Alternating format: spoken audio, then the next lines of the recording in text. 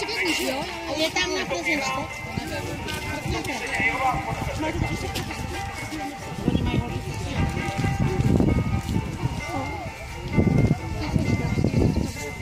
Já tě za to obejmu. A kdy přijedete jezdit? Ve čtvrtek?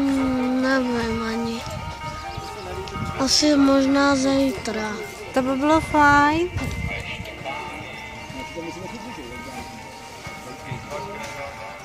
Ale to uvidíme, jak to půjde, protože já zítra jedu na oslavu. No takhle. Ke kamarádce do Vikyněvse. Ke který?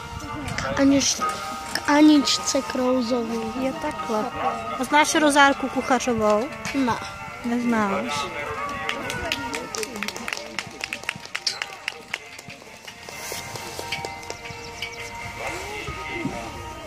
Budeme na den na piknik. Čas poslední dvojice Martin.